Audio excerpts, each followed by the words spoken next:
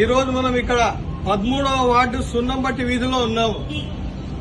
Smart street అని చెప్పి కొద్ది మీటర్ల దూరంలోనే ఉంది మైత్కూర్ రోడ్డు. ఇక్కడ కోట్లాది రూపాయలు ఖర్చు పెట్టారు.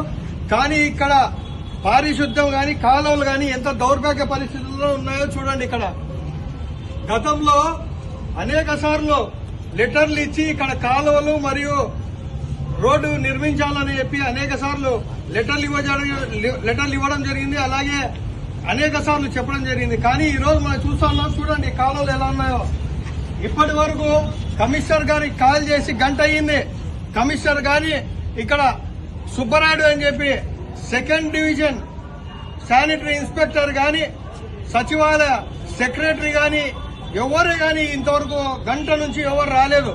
ఈ రోజు ఇంత దౌర్భాగ్య పరిస్థితుల్లో ఈ రోజు పొద్దుటూరు మున్సిపాలిటీ ఉంది.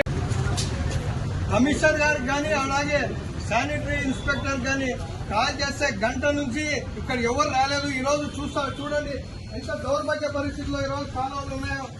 రోడ్ల మీద ఈ మురికి నీళ్ళు వచ్చేస్తా ఉన్నాయి. ఏం చేస్తా ఉన్నారు అధికారులు? ఏం చేస్తా ఉన్నారు? ప్రజలు పన్ను కట్టట్లేదా? లేకుంటే ప్రభుత్వ బాధ్యత లేదా? ప్రజలకు చూడండి ఎలా ఉందో.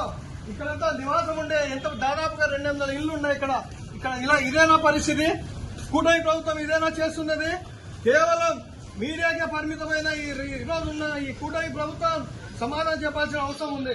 చూడండి కాలువ థియేటర్ ఎలా లేదో చూడండి ఎలా ఉందో పరిస్థితి.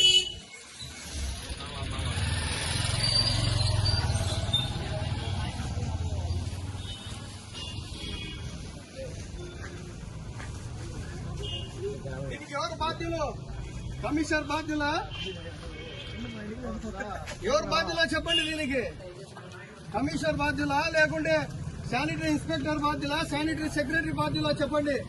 చెత్త తీయకుండా ప్రజలకు ఇబ్బందికరంగా చూడండి ఎలా ఉందో. ఇలాంటి పరిస్థితుల్లో ప్రజలు ఉండాలా? ఎక్కడుండవు అసలు. ఏంటి ప్రొద్దుటూరు నడిబొడ్డున అన్వర్ హాల్ దగ్గర ఉన్న పరిస్థితి ఇది. చూడండి చెత్త ఎలా పేరుకుపోయిందో. డిమాండ్ చేస్తా ఉన్నాం మీ కూటమి ప్రభుత్వానికి. అలాగే ఈ అధికారులకు తీవ్రంగా హెచ్చరిస్తా ఉన్నాము. ఇలా చేస్తే తీవ్ర పరిణామాలు తప్పవు. ఏ స్థాయికైనా వెళ్తాం.